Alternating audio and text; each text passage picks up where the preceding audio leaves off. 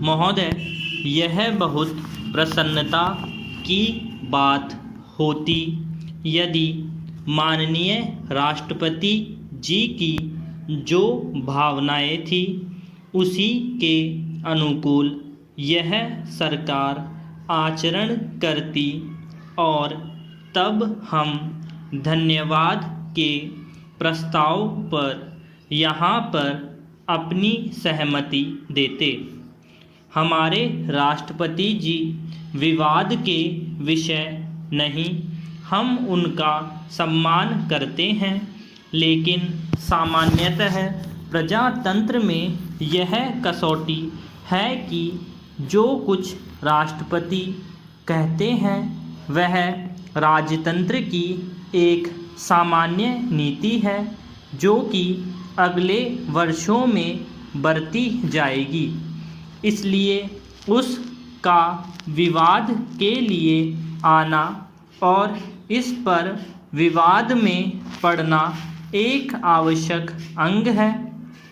आज धन्यवाद का प्रस्ताव प्रस्तुत करने के लिए जब हमारे मित्र पार्थसारथी जी खड़े हुए तो ऐसा लगता था कि अच्छे वक्ता, योग्य वक्ता होते हुए भी उनके पास बोलने के लिए कोई विशेष पदार्थ नहीं था, उनके पास बोलने के लिए कोई मसाला नहीं था और इसलिए वह दबी आवाज़ में बोल रहे थे।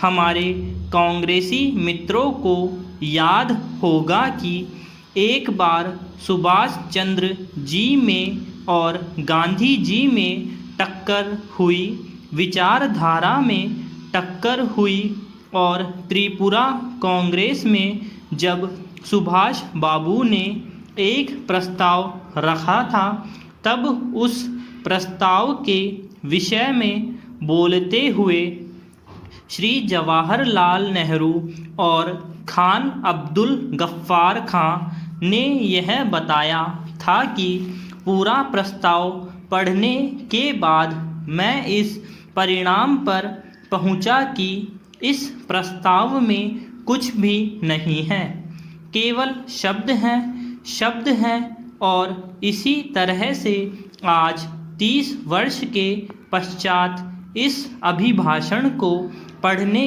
के बाद मालूम होता है कि केवल शब्द हैं और इसके अतिरिक्त कुछ नहीं है। बहुत से मित्रों ने प्रांतों की बात की और बहुत से मित्रों ने शांति के मसीहा बनकर संसार को सीख दी और शुभकामनाएं दी। न तो हम शांति के मसीहा हैं और न हम प्रांतीयवादी हैं। जो हमारे देश में घटनाएं घट रही है उन घटनाओं के सामने हम कितनी प्रगति कर रहे हैं इस पर हम विचार करते हैं।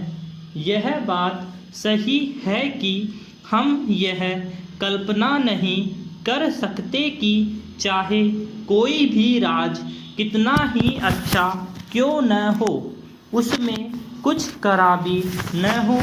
हमारे राम राज्य की कल्पना जो गांधी जी ने की थी उस राम राज्य के बारे में भी लोगों ने गलतियां बताई।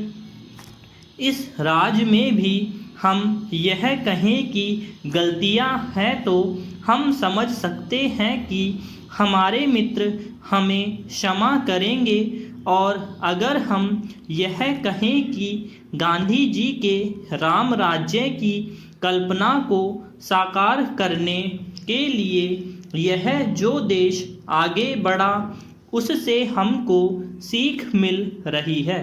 पैरा, हमारे देश में दो सामान्य बातें हैं। एक तो देश को आंतरिक स्थिति से और दूसरी देश की जो बाह्य स्थिति है उससे हम दोनों दिशाओं में बुरी तरह से असफल हुए हैं।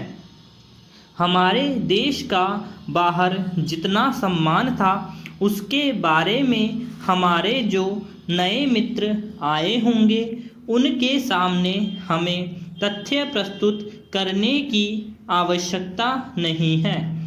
लेकिन 1946 में आधा संसार हमें अपना नेता मानने के लिए तैयार था। यह सच है